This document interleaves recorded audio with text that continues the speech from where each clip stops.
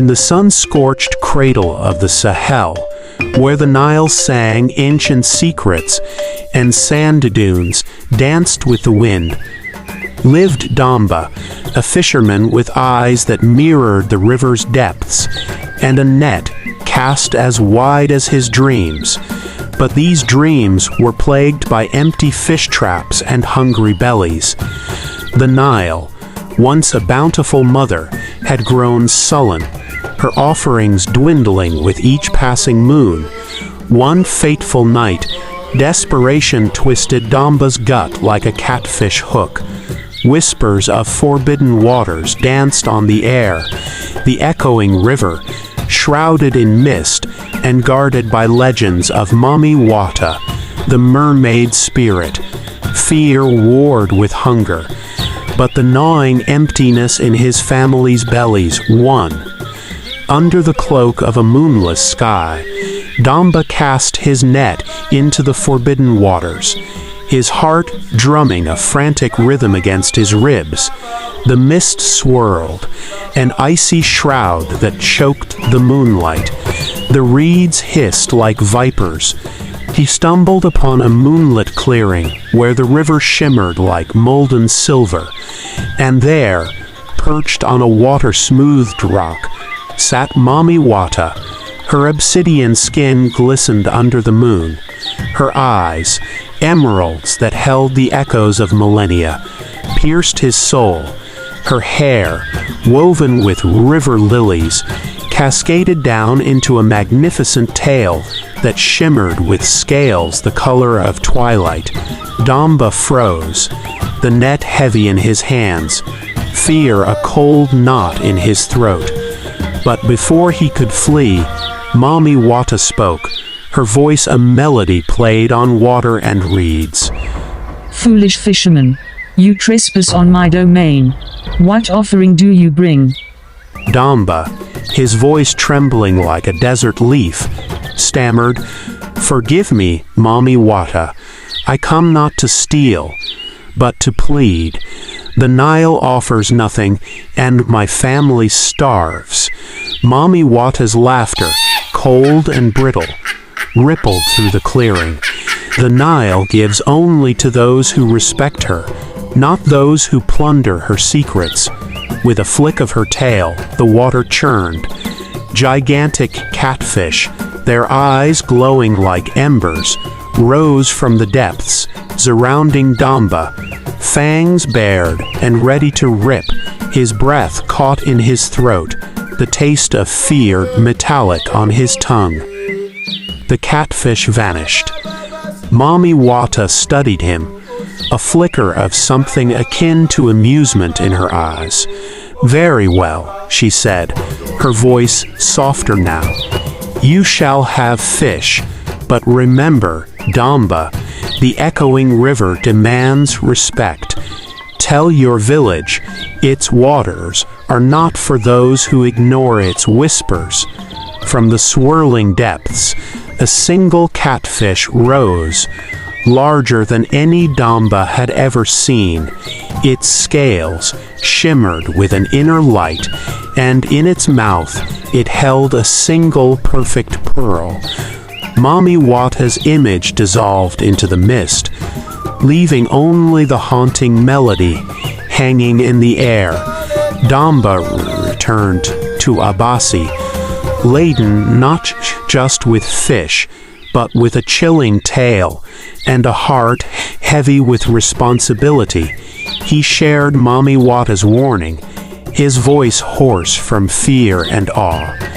The tale ignited fear and curiosity in equal measure, driven by a thirst for understanding and a gnawing fear for his village. Damba began to unravel the echoing river's secrets. He spent his days on its banks, not with his net, but with his ears, listening to the whispers of the water, the rustling of the reeds, the cries of the birds. Slowly, the river began to reveal its stories, tales of lost love, forgotten kings, and ancient pacts made with the river spirits. he learned of a ritual, long forbidden, that could appease Mami Wata and restore the Nile's bounty. However, the ritual required a sacrifice, a pearl, as pure as moonlight, and a life offered in exchange for the river's favor. Damba faced a terrible choice: keep the secret and let his village starve, or honor the river's demands and risk sacrificing himself or someone he loved. Damba wrestled with the river's chilling secret, the weight of it pressing down on him like the desert sun at noon. He couldn't bear the thought of sacrificing another, yet the image of his family's gaunt faces haunted him. Sleep offered no solace, only twisted dreams, where Mami Wata's emerald eyes mocked him and the Nile ran dry. Days bled into weeks, and Damba grew gaunt himself, mirroring the withering village. One moonlit night, as he sat by the riverbank, the pearl clutched in his trembling hand. A voice, barely a whisper, cut through the silence. "There is another way," it breathed. The voice like the sigh of reeds. He whirled around, searching for the source, but saw only the moonbeams dancing on the water. Yet he felt a presence, unseen but undeniable. "Who's there?" he called out, his voice hoarse with disuse and fear. "The river speaks," the voice answered, closer this time, yet still unseen. Taking a deep breath, he began to weave a tale, his voice low and trembling at first, then gaining strength as the words flowed. He spoke of the village's respect for the Nile, of their dependence on its bounty, of their fear and misunderstanding. He poured his heart into the story, his own encounter with Mami Wata, the whispers he'd heard, the secrets he'd learned.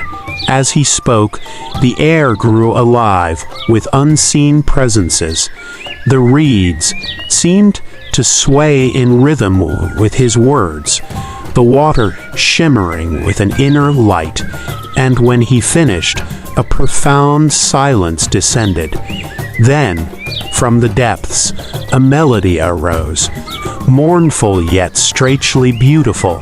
It swirled around him, washing away his fear, leaving only a deep sense of peace. As the melody faded, the mist over the river thinned, revealing Mami Wata, her form less menacing now, her eyes holding a glimmer of understanding. The pearl in Damba's hand pulsed with warmth, not as a reminder of a terrible price, but as a token of the newfound balance. Returning to Abassi, Damba shared not only the dangers of the echoing river, but also the stories he'd gleaned from its whispers. He spoke of its power, its beauty, its intricate connection to their lives. The fear in the village slowly transformed into respect, a newfound understanding blooming alongside the crops nurtured by the Nile's renewed bounty. Damba became the keeper of these stories, a bridge between the village and the river.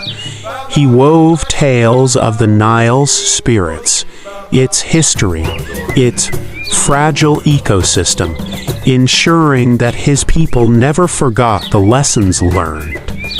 The delicate balance achieved, and every moonlit night he sat by the riverbank, listening to its whispers, ready to mend any rift that might threaten the newfound harmony.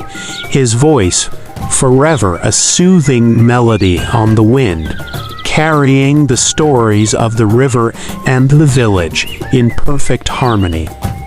The end. Subscribe and share this video.